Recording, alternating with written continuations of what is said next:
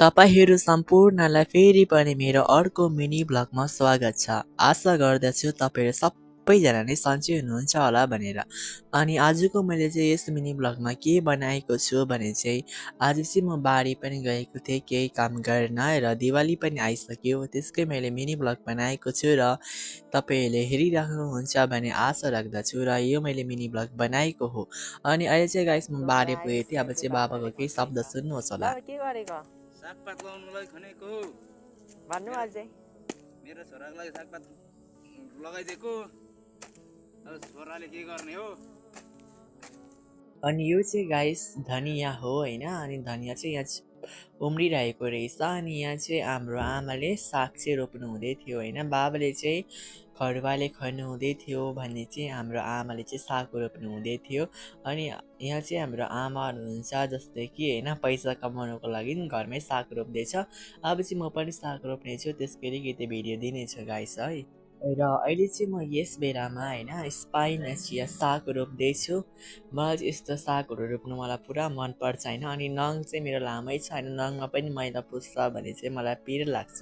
अनि मैले चाहिँ यो गाइस मैले छिटो बनाइरहेको छु किनकि यो भिडियो पनि लामो थियो। र तपाईँहरूलाई मेरो मिनी भ्लग कस्तो लाग्छ तपाईँहरूले अवश्य कमेन्ट त गर्नु हुँदैन, तर तपाईँहरूले कमेन्ट गर्नुहुन्छ भन्ने आशा राखेर मैले चाहिँ यस मिनी भ्लग यत्रो मेहनतले बनाएको छु। र अहिले चाहिँ म खन्दैछु। अनि यहाँ चाहिँ अदुवा छ है गाइस।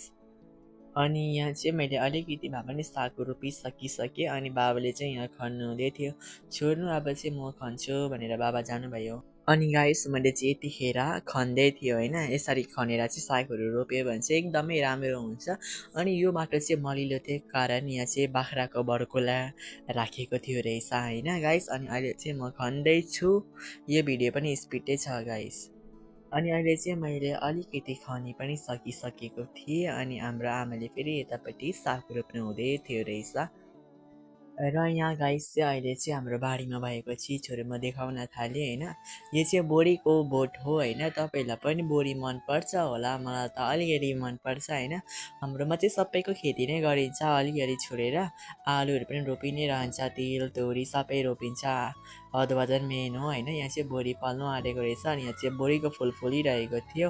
अनि यो चाहिँ गाइस अब चाहिँ म हैन अहिले चाहिँ यहाँ बाँदर कराउँदै थिएँ हैन। त्यो बाँदर चाहिँ म हेर्न जाँदैछु। र यता पनि हाम्रो अजीले साग रोप्नु भएको रहेछ जो चाहिँ पलाउँदै थियो। अनि अब चाहिँ म तपाईँहरूलाई यहाँबाट बाँदर देखाउँदैछु। तपाईँहरूले देख्नु भएन ल, अलिकति नोटिस गर्नु होला, त्यहीँ छ बाँदर चाहिँ गाइस। अनि गाइस हामीले चाहिँ यही हो बारी जहाँ चाहिँ गुवा रोपिरहेको थियो हैन। अनि अहिले चाहिँ गाइस तिहार पनि आयो। तिहारमा चाहिँ सयपत्री फुल्छ, हरेकको घरमा हुन्छ।